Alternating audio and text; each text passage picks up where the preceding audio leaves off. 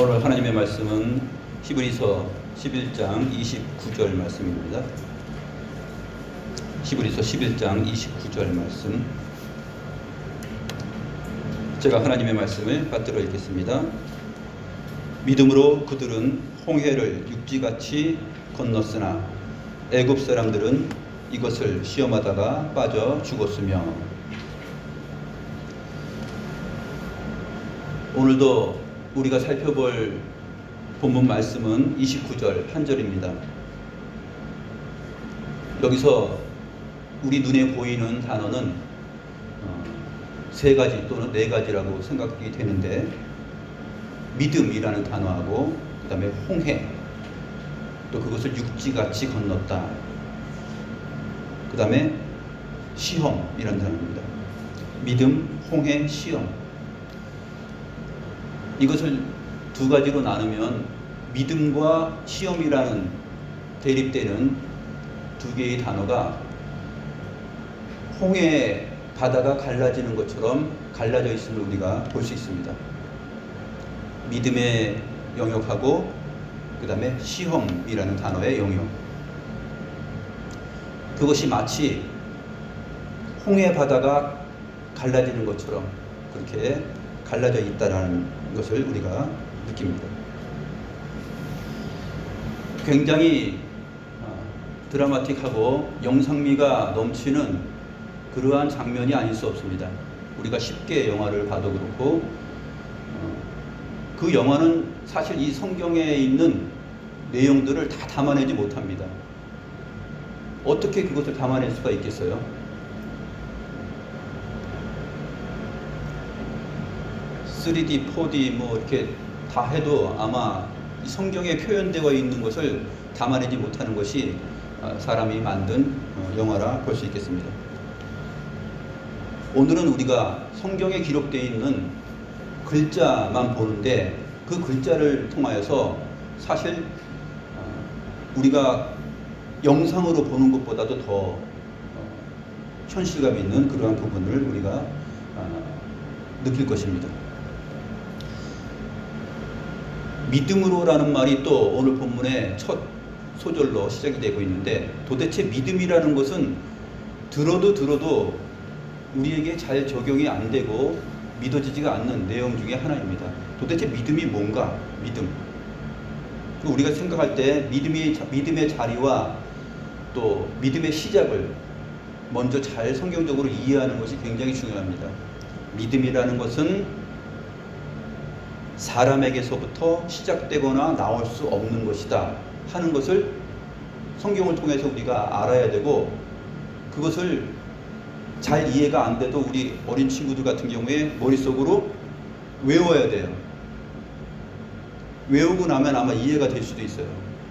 믿음이라는 것은 사람에게서부터 시작되고 나올 수 없는 것이다. 그 믿음은 누구에게서 시작되고 어떻게 나올 수 있는 것이냐? 믿음이라는 것은 하나님에게 있는 것인데, 하나님의 믿음이 우리 마음속에 선물로 주어져서 우리로 하여금 그 하나님이 인정하시는 바 그 믿음을 발휘할 수 있게 하신다 하는 것입니다. 그래서 로마서 말씀하고 에베소서 말씀이 제일 핵심인데, 로마서 10장 17절 말씀을 보면 믿음은 들음에서 나며 들음은 그리스도의 말씀으로 말미암았느니라. 믿음은 들음에서 나요. 그리고 이 들음은 어디서부터 있냐면, 듣는 소리가 출처가 아니에요. 그리스도의 말씀으로부터 말미암았다. 이것을 거꾸로 하면은 이해가 쉬워요. 믿음은 그리스도, 하나님이신 그리스도로 말미암아 오는 그 말씀을 들음으로 인하여서 생기는 것, 그렇게 이해하면, 거꾸로 말을 바꿔서 생각하면 더 쉽습니다. 믿음은 들음에서 납니다. 이 들음은 어디에서 오느냐? 그리스도의 말씀. 그 믿음은 그리스도의 말씀을 듣는 대로부터 생겨나서 오는 거예요. 그러니까 먼저 믿음은 은혜요 선물이라는 것을 우리가 알 수 있습니다. 에베소서 2장 8절 말씀이 그것이죠. 너희가 그 은혜로 인하여, 은혜가 먼저죠. 그 은혜로 인하여 믿음으로 말미암아 구원을 얻었으니 자랑할 수가 없다라는 것입니다. 그럼 믿음을 발휘했을 때 우리가 믿음이 생겼어요. 아, 나는 믿음이 있어. 믿음도 좋아. 이 정도면 잘했지. 하는데 내 믿음을 내가 하나님 앞에서 자랑할 수가 없다라는 것이에요. 하나님께서 하나님의 은혜로 인하여서 선물로 주지 않았다면 믿음은 있을 수 없다라는 거예요. 성경에 나오는 믿음에 대해서 이렇게 이해를 해야 되고, 그 다음에 히브리서 11장을 우리가 살피고 있는데 이 부분에 있어서도 믿음으로 그들은 홍해를 육지같이 건넜으나, 이 그들이 누구냐면 이스라엘 백성들이에요. 모세와 함께 애굽 땅으로부터 빠져나온 이 이스라엘 백성들이 믿음으로 홍해, 붉은 바다를 육지같이 건넜어요. 그러면 믿음으로 했으니까 어떻게 했을까? 물 위를 걸어다니는 도마뱀처럼 막 걸어갔을까? 아니에요. 성경이 뭐라고 기록되어 있냐면 물 위를 걸어간 게 아니라 육지같이 건넜다 그랬어요. 그러니까 물이 갈라지고 그 홍해 바다 밑에 있는 땅을 밟고 건넜다는 것이죠. 근데 그 믿음이 그들의 믿음이라 그러는데, 그들이 어떻게 믿음을 발휘했는지 출애굽기 14장을 보게 되면은 사실은 하나도 안 나와요. 출애굽기 14장을 자세히 보게 되면 누구의 믿음만 나오냐면 하나님 자신의 믿음이 나와요. 하나님의 명령이 나오고, 홍해를 육지같이 건넌 것은 사람들이 건넌 것은 맞는데 그것을 잊게 하고 그 앞으로 나아가게 하는 모든 내용들은 다 하나님이 하셔요. 그리고 출애굽기 14장 맨 끝에 건넌 다음에 하나님과 모세를 이스라엘 사람들이 믿었다라는 말이 나옵니다. 그런데 오늘 히브리서 11장 29절 본문에서는 믿음으로 그들은 홍해를 육지같이 건넜다, 그렇게 나옵니다. 믿음 없는 자들을 믿을 수 있게 기사와 이적을 베푸시고 그들의 마음에 믿음을 선물로 주신 하나님, 그분에 의하여서 그 믿음으로 그들이 건넜다 하는 것을 오늘 본문은 믿음으로 그들은 홍해를 육지같이 건넜다라고 표현하는 것이에요. 우리가 잘 아는 로마서 1장 17절 말씀, 믿음으로 믿음에 이르게 한다라는 이 표현이 바로 하박국서에 있는 내용인데, 믿음으로 믿음에 이르게 한다라는 표현이 바로 그것이에요.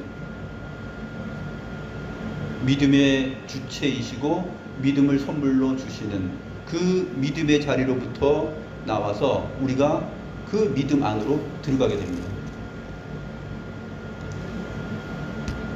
하나님께서 우리에게 믿음을 주시고 우리의 믿음을 하나님께로 나아가게 해요. 그러니까 믿음으로부터 나와서 믿음으로 들어가게 하는 거예요.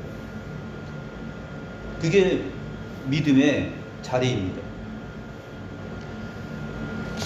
이제 출애굽기 14장과 15장 또는 출애굽기 7장, 12장 그런 내용들을 통해서 우리가 오늘 이 믿음과 홍해 그리고 시험이라는 이 세 단어가 어떻게 우리에게 의미 있게 전달되는지 살펴보겠습니다. 여기서 먼저 짚고 넘어갈 것이 있는데, 애굽 사람들은 이것을 시험하다가 빠져 죽었으며 라고 말하고 있습니다. 애굽 사람들은 이것을 시험하다가 빠져 죽었다. 시험이라는 단어는 사실은 경험하다, 경험이라는 단어예요. 그리스어로 페이라라는 단어인데 경험이라는 단어입니다. 이것이 히브리서 5장 13절에 보게 되면은 경험으로 번역되어 나오는데, 히브리서 5장 13절, 이는 젖을 먹는 자마다 어린아이니 의의 말씀을 경험하지 못한 자요 했을 때 이 경험, 근데 경험하지 못하였다 라는 말 앞에 이제 부정어 아가 붙어가지고 아페이로스라고 이렇게 단어가 나와 있습니다. 그래서 이 페이라라는 이 단어는 경험이라는 단어예요. 그것이 더 정확한 의미입니다. 또 한 군데는 히브리서 11장 36절인데, 히브리서 11장 36절에 또 어떤 이들은 조롱과 채찍질 뿐 아니라 결박과 옥에 갇히는 시련도 받았으며 했을 때, 결박과 옥에 갇히는 그러한 경험도 하였다 하는 내용입니다.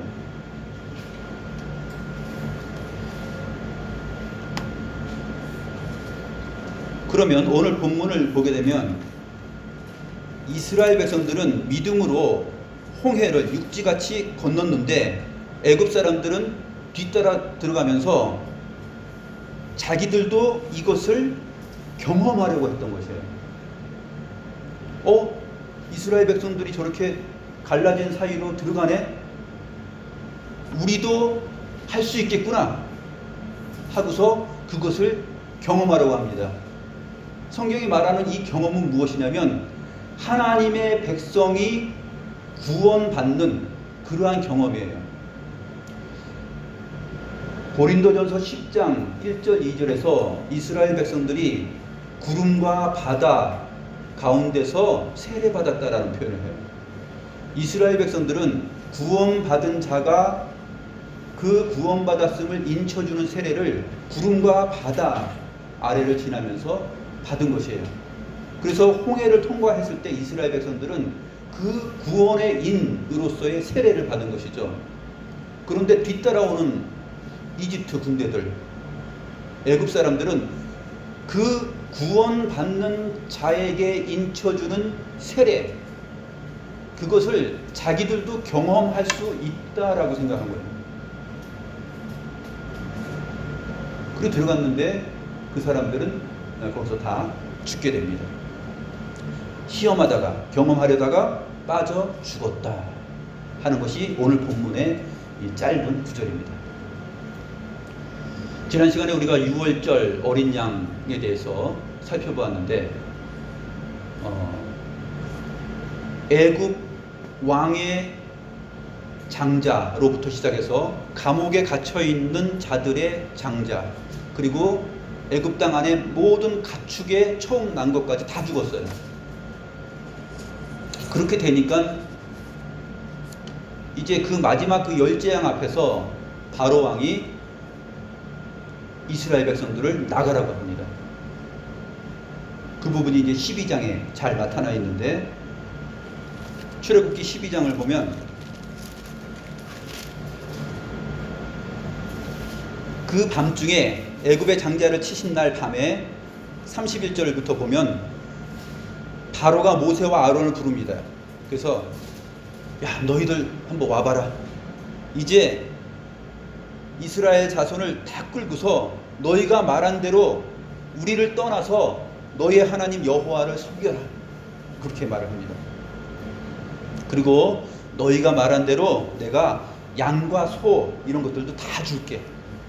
또 애굽 사람들도 말합니다. 애굽 사람들이 이스라엘 백성들을 재촉하여 말했다 그래요. 그 땅에서, 우리 땅에서 제발 좀 나가줘. 이제 너희들 없어야 되겠다. 제발 좀 나가줘. 그래서 이스라엘 백성들이 나가는데 뭘 갖고 나가냐면 은과 금과 그 다음에 옷, 폐물, 그 다음에 양과 소, 가축들을 다 끌고 나갑니다.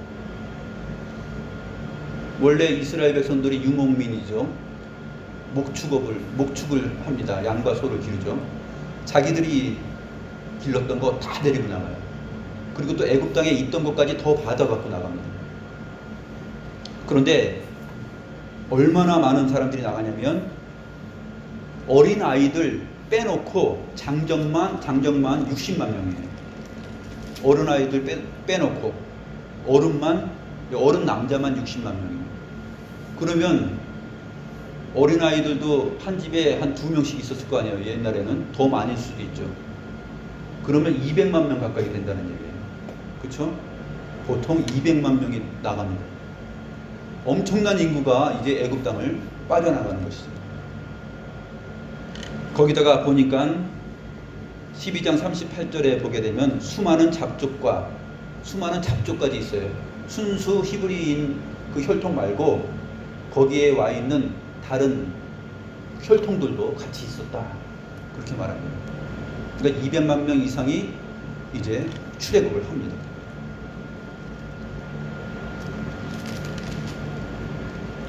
출애굽기 14장은 하나님께서 그들을 인도하시는데 구름 기둥과 불 기둥으로 밤낮으로 인도하셨다라고 설명을 하고 있어요. 그런데 히브리서 14장이 이스라엘 백성들이 믿음으로 홍해를 건너는 그러한 과정을 가장 잘 기록하고 있는 내용인데, 여기에 보게 되면 이스라엘 백성들이 홍해를 믿음으로 건너기 전에 하나님께서 하시는 일이 자세하게 나타납니다. 하나님께서 출애굽한 이스라엘 백성들을 너희는 바다와 믹돌 사이에 비하이롯 앞 곧 바알스본 맞은편 바닷가에 장막을 치게 하라. 어디서 장막을 치고 있으라고 얘기합니다. 거기서 장막을 치고 있을 때 그때 바로 왕이 마음이 완악해져서 뒤쫓아가게 되는 일이 벌어집니다. 광야 끝에 가서 텐트를 치고 거기서 거하고 있는데 그 앞에는 광야 끝이기 때문에 뭐가 있냐면 홍해가 있어요. 지도를 우리가 나중에 보면은 그 시나이 반도가 있고 그 좌우 사이로 수에즈만하고 아카바만이 이렇게 있어요. 그것이 합쳐져서 그 다음에 홍해를 이룹니다.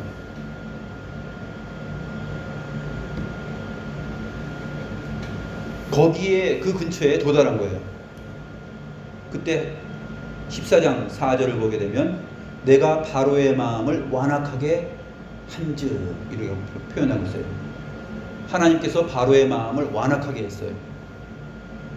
이 말은 무슨 말이냐면 바로가 이스라엘 백성들에게 완악한 마음을 갖지 않고 좋은 마음을 가지려고 했는데 바로의 마음을 조작해가지고 너 완악한 마음으로 변해라 해가지고 뚝딱 이렇게 만든 게 아니고, 그가 완악한 그 인간의 본성 그대로 발휘할 수 있는 것을 그대로 발휘할 수 있도록 내어버려 두셨다 하는 것이에요. 이게 로마서에 나오는 로마서 2장에 나오는 표현입니다. 상실된 마음대로 그대로 내버려 뒀을 때 인간이 할 수 있는 본성적인 행동과 결심. 하나님께서 바로의 마음을 완악하게 하셨어요. 그냥 그대로 그 마음이 끌리는 대로 가도록 내어버려 두셨어요. 그러니까 어떤 마음을 갖냐면 내가 얘네들을 그냥 놔두면 안 되겠다 하는 마음이 생깁니다. 바로뿐만 아니라 애굽의 신하들도 다 그렇게 생각하는 거예요. 그래가지고 결심을 합니다. 바로와 그의 신하들이 그 백성에 대하여 마음이 변하여 우리가 어찌 이같이 하여 이스라엘을 우리를 섬김에서 놓아 보내었던가. 이스라엘이 우리를 이제까지 430년 동안 섬겼는데 계속 섬기게 해야지 되는데 왜 내보냈을까? 나가라고 했잖아요. 10가지 재앙을 당하면서 마지막에는 더 이상 저항할 수 없기 때문에 내보낸 것이거든요. 그런데 이제 후회하는 마음이 생기는 것입니다. 아까운 마음이 생기는 거죠. 그래서 쫓아갑니다. 바로가 자기의 병거를 타고, 그 다음에 7절에 보면 선발된 병거 600대, 애굽의 모든 병거를 또 동원하고 지휘관들을 다 거느리고 쫓아갑니다. 병거 600대를 선발했는데 아주 튼튼한 것이죠. 최고의 장수들과 최고의 지휘관들이 타고 다니는 병거예요. 말 병거 모으는 사람이 있고 그 다음에 거기에 또 지휘관이 탑니다.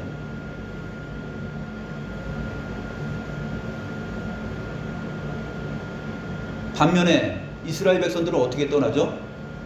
이스라엘 백성들은 칼도 없고 창도 없고 뭐 마차도 없어요. 가축들을 끌고 가죠. 그런데 뒤쫓아가는 애국 군대는 선발된 병거, 오늘날로 치면은 전차, 탱크 이런 거를 600대 끌고 가는 거예요. 600대 몰고.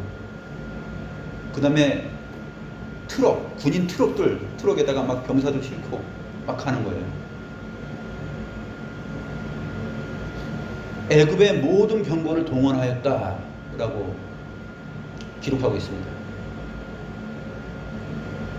애굽 땅의 전 군을 뭐 특수부대부터 시작해가지고 다 모집한 거예요. 그리고 이스라엘을 쫓아갑니다. 이렇게 된 까닭은 하나님께서 애굽 왕 바로의 마음을 완악하게 하셨기 때문이다 라고 말합니다. 왜 하나님은 이렇게 바로 왕과 그 애굽 군대가 이렇게 하도록 내어버려 두셨을까요? 그것은 하나님이 그것을 다 알고 계신 거죠. 알고 계셨기 때문에 그들을 통하여서 내가 영광을 받기 위함이다 라고 말합니다. 그래서 바알스본 맞은편 비하이로곁 해변에 도착했을 때 이제 홍해가 그 앞에 있습니다. 이 홍해는 역사적으로 그 홍해 이 이스라엘 백성들이 건넜던 홍해의 위치가 어디냐를 두고서 수에즈만하고 아카바만 이 두 군데를 그 역사적으로 고민을 많이 합니다. 그래서 최근에 주장하시는 분들은 이제 아카바만 쪽에 그쪽을 건넜을 것으로 주장을 하죠. 근데 전통적으로는 어디냐면 애굽 땅에 있는 수에즈만 고센 땅으로부터 나와서 숲곳에 이르고 거기서부터 건넌 것 그것을 지지합니다. 그것을 홍해의 위치가 어디였는지도 우리가 좀 성경적으로 검증을 해볼 필요가 있습니다. 출애굽기 15장 22절에 보게 되면 모세가 홍해에서 이스라엘을 인도하며 그들이 나와서 수르 광야로 들어가서 거기서 사흘 길을 걸었으나 물을 얻지 못하였다 이렇게 되어 있습니다. 출애굽한 다음에 이제 홍해를 건너서 이스라엘 백성을 인도해서 어디로 가냐면 수르 광야로 갑니다. 이 수르 광야가 어디냐면 시나이 반도에 있는 데예요. 그러니까 이 팔레스타인 땅 밑쪽으로 가면서 이집트와 연결되는 지역입니다. 거기가 무슨 광야냐면 수르 광야예요. 그런데 이 수르라는 단어를 학자들 가운데 성경 어디를 근거로 해서 반대편에 아카바만 이 동쪽으로 더 가서 아카바만을 건너서 그 사우디아라비아 아랍에미리트 그쪽 지역에 있는 그쪽 지역 미디안 땅이죠. 미디안 땅이다. 그쪽으로 들어간 곳이다 라고 보는 사람들은 민수기 25장 15절을 근거로 하는데 민수기 25장에 모압 여자들과 음행을 하다가 비느하스에 의해서 그 텐트 안에서 모압 여자와 함께 동침하고 있는 것을 비느하스가 창으로 찔러서 두 사람을 다 꿰어버립니다. 죽이죠. 그때 죽임을 당한 미디안 여인 이름이 민수기 25장 15절에 나오는데 그 내용이 이렇습니다. 죽임을 당한 미디안 여인의 이름은 고스비니 이 고스비는 수르의 딸이라 수르는 미디안 백성의 한 조상의 가문의 수령이었더라. 그래서 이게 수르가 미디안 땅이고 미디안 수령의 그 딸이었다 이렇게 기록되어 있는 것을 주장을 합니다. 우리나라에서 최근에 이렇게 책을 낸 사람들도 이런 주장을 해요. 그런데 이분들이 오해하는 것이 뭐냐면 민수기 25장 15절에서 나오는 이 수르는 홍해를 건넜다라고 말하는 그 수르하고 틀려요. 민수기 25장 15절의 수르는 우리말로 수르로 되어 있는데 정확히 히브리 발음을 하면 추루예요. 추루. 알파벳 철자가 틀려요. 단어 자체가 틀려요. 추루. 출애굽기 15장 22절에서 수르는 슈루입니다. 슈루. 그렇기 때문에 이 미디안 땅 아카바만을 건너서 미디안 땅으로 들어간 것을 출애굽 그 홍해를 건넌 것으로 생각하는 증거가 이 민수기 25장을 됐는데 그거는 그 히브리 원문을 확인하지 않은 주장입니다. 이것이 창세기 25장 18절에 그 위치가 정확히 나와 있는데 아브라함 때 하갈과 관련하여서 나옵니다. 창세기 25장 18절에 보게 되면 그 자손들은 하윌라에서부터 아수르로 통하는 애굽 앞 술까지 이르러 그 모든 형제의 맞은편에 거주하였더라. 여기서 애굽 앞 술이라고 되어 있는데 한글 번역을 효과적으로 못한 것이죠. 맞추지 못한 거예요. 애굽 앞 이 술이라는 단어가 수루예요. 슈루. 출애굽기 15장 22절에 있었던 그 수루, 거기가 바로 어디냐면 미디안 땅이 아니라 애굽 앞에 있는 슈루입니다. 민수기 25장 15절에 있는 것은 수루가 아니고 추루예요. 지역명이 히브리어로 다 틀립니다.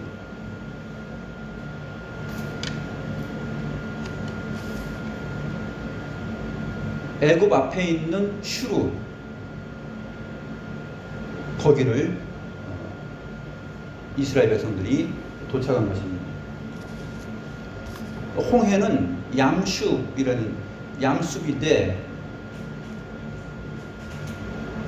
무슨 먹는 그 음식점 이름 같은데 얌얌하고 뭐 수프 얘기하는 거 얌수프예요. 얌수프가 홍해인데 원래 이것을 번역하면은 이 수프라는 단어는 갈대라는 단어예요. 출애굽기 2장 3절에 요게벳이 갈대 상자를 만들잖아요. 그때 갈대라는 단어가 뭐냐면 수프예요. 수프.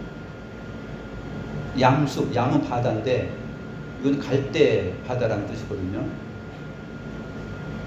그런데 이게 히브리어를 그리스어로 번역하는 성경이 70인역 성경인데 그때 이것을 홍해라고 번역을 했습니다. 그 번역을 따라서 이제 홍해 이렇게 우리말 성경에 번역이 되는 것이죠.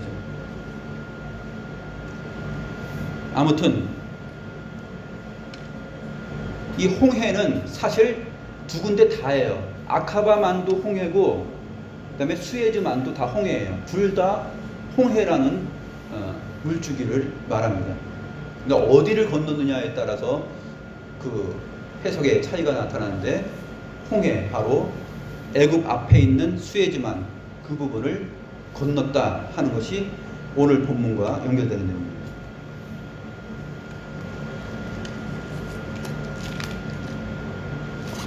이스라엘 백성들을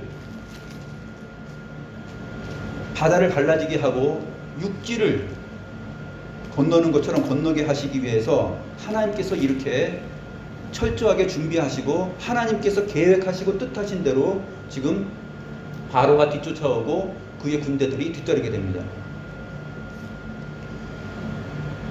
그런데 뒤따라오는 애국 군대를 보고서 이스라엘 백성들이 두려움을 갖습니다.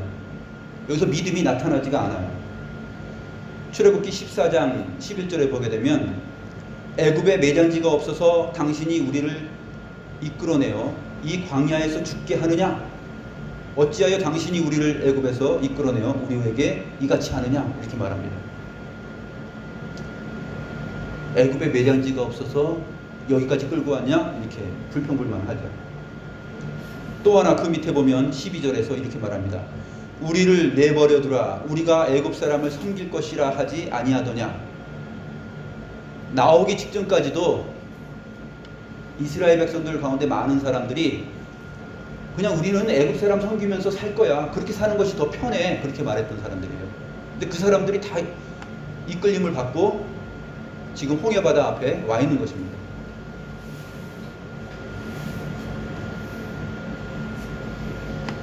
그런데 모세에게는 믿음이 있었죠. 모세가 말합니다. 너희는 두려워하지 말고 가만히 서서 여호와께서 오늘 너희를 위하여 행하시는 구원을 보라. 너희가 오늘 본 애굽 사람을 영원히 다시 보지 않을 것이다. 이순신 장군 같아요. 그렇죠? 굉장히 훌륭한 장군의 모습입니다. 너희가 오늘 본 애굽 군대를 너희가 다시 보지 않을 것이다. 그리고 하나님께서 너희를 위하여서 행하시는 구원을 봐라. 그러고서 모세는 이제 하나님께 간구하고 기도하고 있는 것이죠. 그때 하나님이 모세에게 나타납니다. 모세는 이스라엘 백성들보다 믿음이 훌륭했지만 모세가 하지 않은 행동이 있어요. 어느 자리까지 나아가지 않았냐면 10가지 재앙을 내릴 때 하나님께서 함께 하시고 기적이 일어난 것을 모세는 믿고서 이집트로 들어갈 때 모세의 손에 들려졌던 여호와의 지팡이, 그거를 의지하여서 탁 행동을 보였어야 되는데 그 믿음까지 나아가지 못했죠. 그래서 하나님이 말씀하십니다. 너는 어찌하여 내게 부르짖느냐? 이스라엘 자손에게 명령하여 앞으로 나아가게 하고 지팡이를 들고 손을 바다 위로 내밀어 갈라지게 하라. 그래서 지팡이를 들고서 손을 착 내밀고 갈라져라. 그러면 딱 갈라지는 거예요. 처음에 지팡이 던졌을 때 뱀이 됐잖아요. 잡으면 다시 또 지팡이가 되고. 하나님께서 함께 하시는 것을 철저하게 믿었어야 되는데 모세도 역시 이 부분에서 조금 부족한 부분을 보입니다.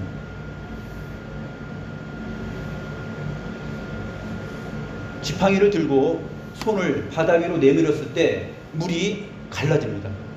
어떻게 갈라지냐면 동풍이 부는데 그거는 이제 나중에 그 동풍이 불고 물이 갈라지는 그때쯤 해서 이스라엘 백성들이 두려운 마음으로 떨고 있을 때 하나님은 이스라엘 백성 앞으로 인도하였던 그 구름을 뒤쫓아오던 애굽 군대 진영으로 뒤로 옮겨버립니다.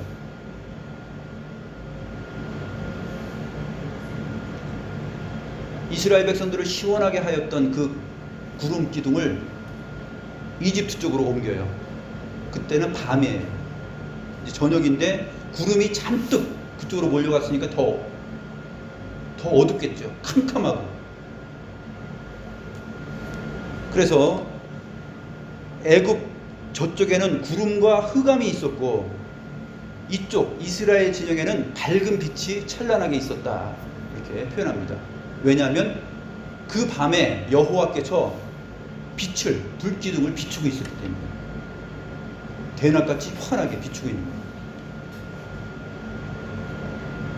하나님의 이러한 초자연적인 인도하심을 보고서도 이스라엘 백성들은 애굽 땅에 있었던 것이 더 좋았다.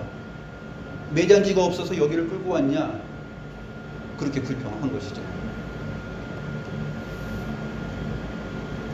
모세가 손을 들어서 지팡이 든 손을 내밀었을 때 뭐가 일어났을 것 같아요? 큰 바람이 일어납니다. 강력한 바람이, 동풍이라고 그러는데 강력한 바람이 일어나요. 적벽대전에서 그 조조의 군대를 80만 군대를 쓸어버렸던 그 적벽대전에 나오는 그 동남풍보다도 훨씬 더 센 거죠. 동풍이 부는데 엄청난 바람이 붑니다. 어느 정도 세냐면 그 바람으로 바닷물을 갈라내요. 바닷물을 갈라내는데 이스라엘 백성들 200만 명이 가축을 데리고서 건널 수 있을 만큼 넓게 갈라집니다. 조금 갈라지는 게 아니라 그들이 한 번에 새벽까지 건너갈 수 밤에서부터 시작해서 그 다음 새벽에 건너편에 도착할 수 있을 만큼의 넓이로 갈라져요.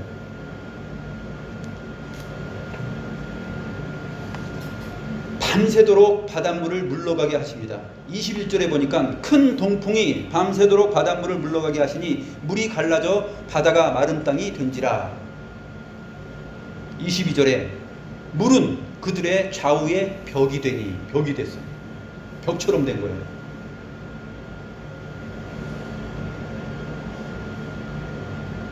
그런데 이때 하나님께서는 아까 애굽 군대를 통하여서 자기가 영광 받으실 계획이 있다고 말씀하셨죠.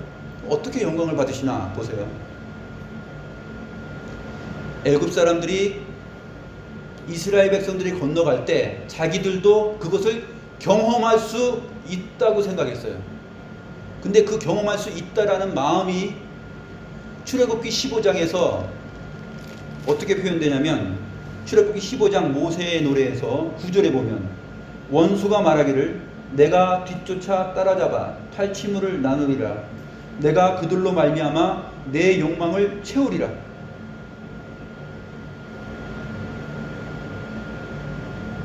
자기 칼로 그들을 다 죽이고 그들에게 주었던 은과 금과 폐물, 가축들 다 가지고 오겠다. 의복들 다 가지고 오겠다. 그 얘기예요. 내 욕망을 채우리라. 이것이 완악한 마음이고 바로 왕과 그의 군대가 이스라엘의 구원의 자리를 자기들이 언약도 없이, 믿음도 없이, 그 믿음의 선물도 없이 경험할 수 있을 것이라고 생각했어요.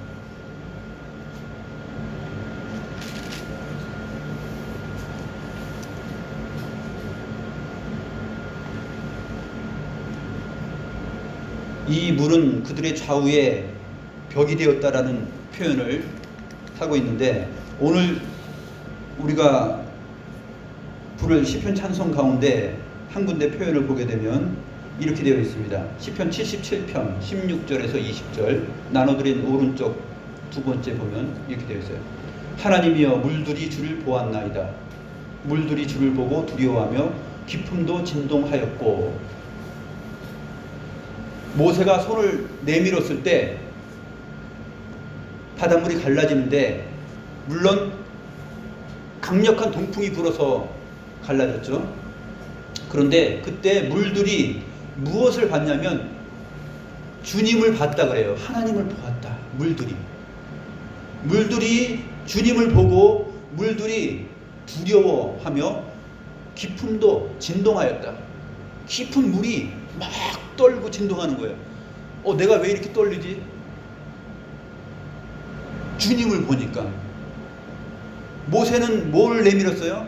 지팡이를 내밀었고 딱 했는데, 해리포터도 아니고 지팡이를 딱 내밀었는데 이거는 무슨 지팡이에요? 하나님의 지팡이. 모세가 내밀었던 그 팔은 모세의 팔이 아니라 여호와의 팔이에요. 그래서 출애굽기 15장 모세의 노래를 보면 모세의 팔, 모세의 지팡이라고 하는 단어가 나오지 않아요. 모세가 찬송하는 내용을 보면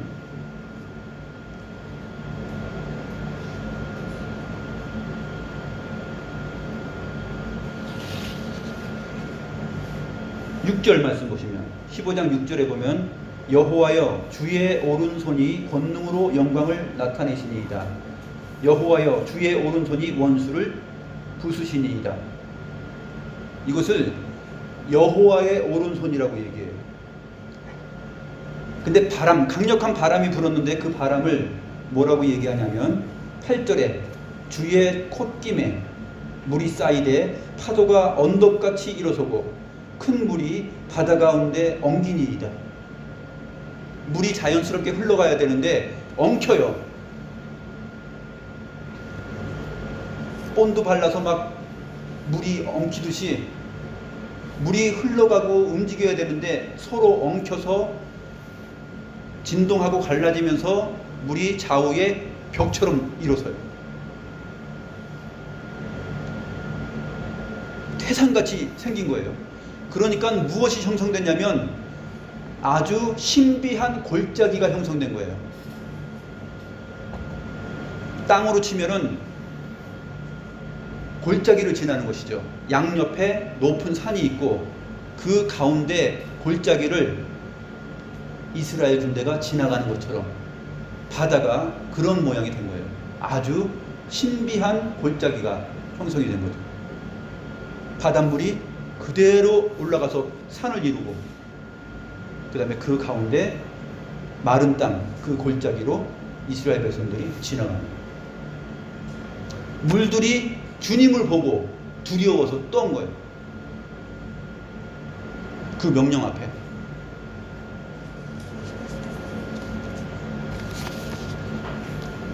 시편 77편 17절에 보면 구름이 물을 쏟고 궁창이 소리를 내며 주의 화살도 날아갔나이다.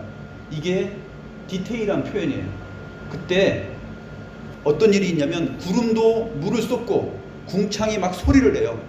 콩콩콩콩 막 그런 소리를 내고 주의 화살도 막 날아갑니다. 이때 뒤쫓아오던 이집트 군대를 하나님께서 치시는 모습이에요. 이스라엘 백성들은 그냥 건너지만 하나님께서는 우리도 경험할 수 있다라고 하면서 뒤쫓아가면서 자기의 욕망을 보였던 애굽 사람들을 하나님께서 이렇게 치십니다. 회오리 바람 중에 주의 우레소리가 있으며 번개가 세계를 비추며 땅이 흔들리고 움직였나이다. 땅이 막 흔들리고 움직여요. 그렇기 때문에 출애굽기 14장에서는 그 마차 바퀴가 서로 엉켜서 막 쓰러지고 다 부서졌다고 표현되죠. 병거가 다 박살나고 바퀴가 다 부서진 거예요. 주의 길이 바다에 있었고 주의 고전 길이 큰 물에 있었으나 주의 발자취를 알 수 없었나이다. 주님의 길이, 주님께서 보이실 길이 그 홍해 바다, 깊은 바닷속 밑에 그 길이 있었을 것이라고 누가 생각했겠어요? 제갈공명도 생각하지 못한 길이죠. 거기에 길이 있을 것이다.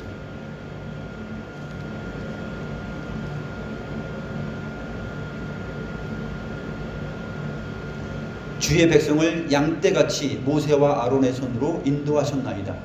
이 부분이 바로 그거예요. 주의 백성들을 양떼같이 골짜기를 지나서 양떼를 인도하러 가는 것처럼, 그런 것처럼 바닷물이 양쪽의 좌우에 산을 이루고 그 마른 땅, 그 골짜기를 지나가는 모습이 마치 주의 백성을 양떼같이 인도하시는 목자이신 주님의 모습,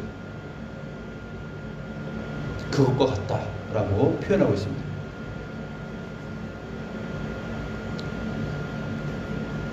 이사야서 51장 9절 10절을 보게 되면 모세가 이 엄청난 하나님의 능력을 보일 때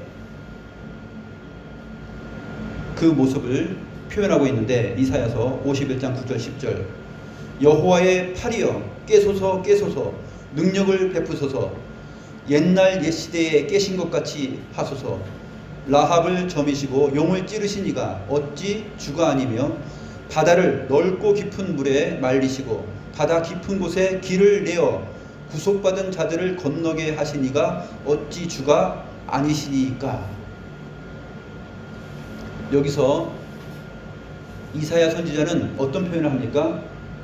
모세의 지팡이여 모세의 팔이여 그러지 않아요. 아까 우리 살펴봤죠. 모세가 고백한 찬송 출애굽기 15장 주의 오른손의 능력이에요. 출애굽기 15장에서도 놀람과 두려움이 그들에게 임함에 주의 팔이 크므로 그들이 돌같이 침묵하였사오니 이렇게 기록되어 있어요. 주의 팔, 여호와의 팔이죠. 이사야도 모세 시대 뒤로 한참 후에 나오는 사람이죠. 이것을 보면서 모세를 언급하지 않습니다. 여호와의 팔이여 깨소서 깨소서. 이때 모세의 마음을 표현하고 있는 거예요. 모세는 하나님의 말씀을 듣고 자기 오른손에 들려있는 지팡이를 바다를 향해서 내밀었을 때 모세가 무슨 말을 했을 것 같아요? 내가 명하노니 이렇게 했겠어요? 아니에요. 여호와의 팔이여 깨소서 깨소서, 능력을 베푸소서, 옛날 옛시대에 깨신 것 같이 하소서.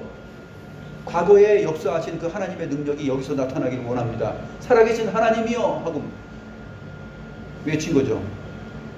그때 하나님께서 넓고 깊은 물을 말리시고 바다 깊은 곳에 길을 내시고 구속받은 자들을 건너게 하셨습니다. 여기서 중요한 표현이 하나 있는데, 구속받은 자들을 건너게 하신 거예요. 홍해를 건너면서 구속받은 것이 아니라 이미 어린 양의 피, 그 피에 의하여서 구속받은 자들이 홍해를 건넌 것이에요. 즉 세례받은 것입니다. 세례를 받음으로 구원 얻는 것이 아니라 구원받은 자들에게 그 구원받음의 의미를 인쳐주는 것이 세례예요. 그 순서를 말하고 있는 거예요. 구속받은 자들을 건너게 하시니가 어찌 주가 아니시니까. 사람은 세례받음으로 구원 얻는 게 아니에요.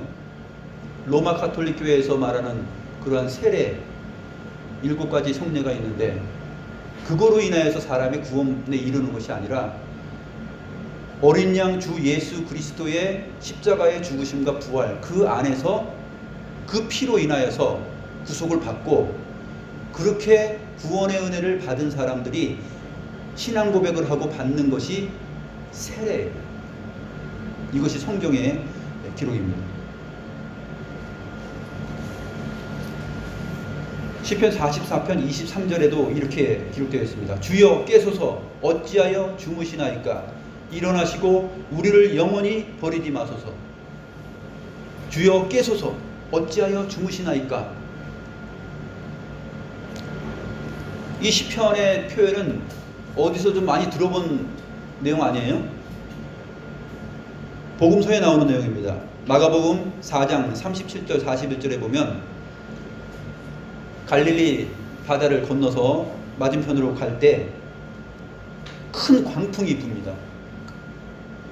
큰 광풍이 불고 배가 부서질 것 같은, 또 물이 배 위로 막 넘칩니다. 그때 제자들이 주님을 부릅니다. 주님은 배 끝 고물에서 이제 주무시고 계셨는데, 제자들이 깨우며 이르되 선생님이여 우리가 죽게 된 것을 돌보지 아니하시나이까. 그러니까 예수님께서 깨어서 바람을 꾸짖으시고 바다더러 이르시되 잠잠하라 고요하라 하시니 바람이 그치고 아주 잔잔하여 지더라. 바닷물이 주님의 목소리에 떨고 지금 미친듯이 불던 바람들이 멈추고 바닷물이 잔잔해졌어요. 이 주님, 예수님은 누구일까요? 바로 이스라엘 백성들이 홍해 앞에서 보았던 그 여호와 하나님입니다.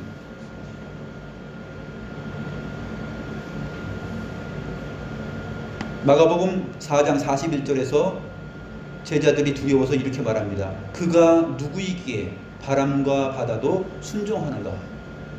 그가 누구인가? 누구이겠어요? 시편 44편 23절에서 주여 깨소서 어찌하여 주무시나이까. 일어나시고 우리를 영원히 버리지 마소서 라고 말했던 그 내용에 있는 주님, 여호와 하나님이세요. 그리고 출애굽할 때 홍해물을 갈랐던 그 하나님이십니다.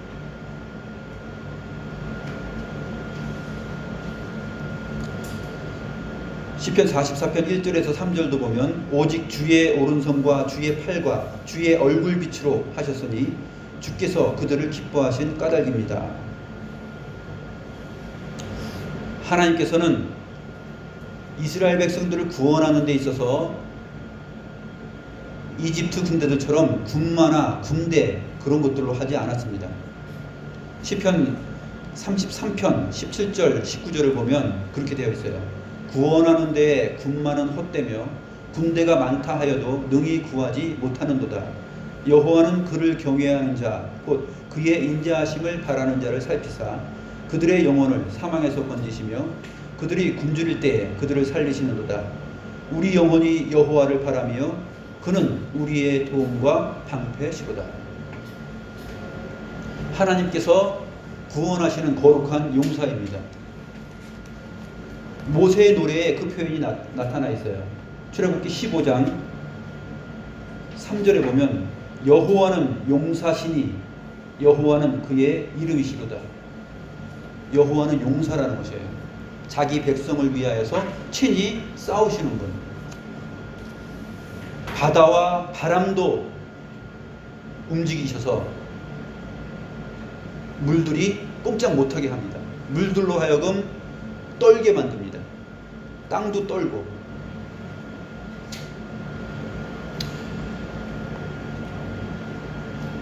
이사야 선지자가 이사야 51장 9절에서 10절에서 말했던 라합과 용, 이 부분은 바로 이사야 본문 안에서는 이 라합은 그 애굽을 말해요. 애굽이 가만히 앉은 그 라합 같다라는 표현을 이사야서에서 하고 있는데, 바로 이 라합을 점이시고, 라합을 점인다는 것은 뭐냐면 칼로 회 뜨듯이 이렇게 칼로 잘게 써는 거예요. 고구마, 감자 얇게 이렇게 막 채쳐서 썰듯이 라합을 그렇게 자르시고 용을 찌르시니가 어찌 주가 아닌가, 그렇게 표현하고 있는 것이죠. 그러니까 하나님은 용사이시다. 자기의 능력의 팔과 그의 칼로 원수들, 악인들을 그렇게 치시는 분이시다. 세상 사람들은 우리 기독 신자들을 보면서 구원을 흉내내고 경험할 수 있다고 자기들도 생각해요. 우리가 착하게 살고 또 우리가 기독 신자들이 하는 행동처럼 저런 걸음을 하고 저렇게 나아가면 우리도 구원 받을 수 있지 않겠어? 하고서 생각하죠. 경험. 믿음과 경험, 이 두 단어를 생각했을 때 우리가 믿음은 경험으로부터 그 경험을 통해서 얻어지는 것이다 라는 그러한 공식이 올바른 것이 아니다 라는 것을 우리가 알 수 있습니다. 사람들은 경험할 수 있는데 이집트 사람들처럼 자기들이 물론 마른 땅을 밟고 어느 정도 갔지만 그 경험은 사실 자기들을 심판하는 그 자리로 나아가는 경험이죠. 사람이 하는 경험 가운데 그 경험을 통해서 믿음을 확인할 수 있는 방법은 없어요. 오직 믿음이라는 선물을 통해서 우리가 경험을 제대로 볼 수 있는 것이죠. 그래서 믿음은 바라는 것들의 실상이다 라는 이런 추상적인 표현을 하는 것입니다. 진짜 믿음은 무엇이냐? 경험을 통해서 얻어지는 것이 아니라 바라는 것들의 실상이요 보이지 않는 것들의 증거다라는 거죠. 하나님께서 모세에게 말씀하신 것, 너는 왜 부르짖고 있느냐? 팔을 내밀어서 바다를 향하여서 명령하라는 것이죠. 그 실상을 미리 마음속으로 믿는 것. 앞에 보이는 것은 시퍼런 물이고 깊은 물이지만 그것이 갈라져서 하나님께서 그것을 통과하게 하실 것이다라는 그 실상을 보는 것. 그것이 뭐냐면 믿음이에요. 이 믿음을 하나님께서 보이시고 하나님의 이 믿음의 은혜 때문에 이스라엘 백성들은 홍해를 믿음으로 건넌 것입니다. 하나님의 백성에게서 있는 믿음의 자리는 바로 이거예요. 우리가 뭐 대단해가지고 믿음을 스스로 만들어내고 믿음을 발휘할 수 있는 것이 아니라 하나님께서 계획하시고 뜻하신 그 하나님 자신의 믿음, 그것을 우리에게 선물로 주시고 그것을 우리 인생 속에서 하나님이 친히 역사하시고 펼치실 때 그것을 옛적에 그렇게 하셨던 것을 성경 말씀을 통해서 기억하고 하나님은 그러한 분이시지 하면서 오늘 내 앞에 내 현실 속에 있는 이 홍해 바다와 같은 또 뒤쫓아오는 애국 군대와 같은 그러한 위기 속에서 내가 정작 발휘할 수 있는 그 믿음을 갖는 것이에요. 근데 우리는 너무나 나약하기 때문에 그 진정한 믿음의 자리로 나아갈 수 없습니다. 하나님이 우리를 그 믿음으로 나아가게끔 역사하시고 우리의 현실 속에서 느끼게끔 우리를 목자가 양을 인도하는 것처럼 그렇게 친절하게 우리를 인도하십니다. 그래서 우리는 마른 땅같이 밟고 바다를 건너갈 수 있는 것이죠. 기도하시겠습니다.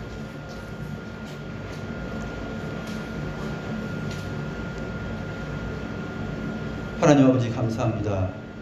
우리가 믿음과 시험, 경험의 차이에 대하여서 살펴보았습니다. 하나님의 백성들에게 있는 믿음과 하나님의 백성이 아닌 자들이 경험하려 하였던 그 시험의 자리를 우리가 살펴보았습니다. 저희의 믿음은 시작부터 저희에게 있지 않고 하나님의 선하신 뜻과 하나님의 계획과 하나님의 목적 안에서 진행되고 이루어지는 것임을 저희들이 오늘 말씀을 통해서 봅니다. 저희같이 믿음 없는 자들을 항상 현실 앞에 불평하고 원망하고 세상 가운데로 들어가려고 하는 그러한 나약한 저희들을 믿음으로 홍해를 마른 땅같이 밟고 건너갈 수 있도록 하여 주시는 그 은혜로운 믿음을 선물로 주심을 감사함을 드립니다. 너무나 어리석고 연약한 양떼와 같은 저희들 하나님께서 친히 목자가 되시어서 바다 가운데 길을 내시고 우리를 인도하십니다. 아무도 그 바닷속에 주님이 계획하신 길이 있다는 것을 생각하지 못합니다.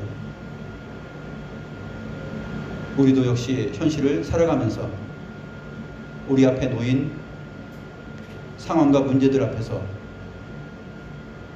그 밑바닥 속에 하나님의 길이 있다는 것을 믿고 걸어갈 수 있는 그러한 충만한 믿음을 허락하여 주시옵소서. 이미 저희들에게 이러한 성경 계시의 말씀을 통하여서 거룩한 용사로서의 하나님의 모습을 보이셨사오니 하나님은 용사이시며 동시에 우리의 목자이십니다. 저희들을 푸른 초장으로 인도하시고 저희들을 보호하시기 위하여서 늑대의 습격을 주의 권능의 막대기로 치시는 것을 저희들이 생각합니다. 하나님 아버지, 우리의 삶의 모든 자리에서 용사이시고 목자이신 주님의 능력과 힘을 의지하면서 살아갈 수 있는 신실한 믿음의 자녀들 되게 하여 주시옵소서. 감사함을 드리며 살아계신 주 예수 그리스도의 이름으로 기도드리옵나이다. 아멘.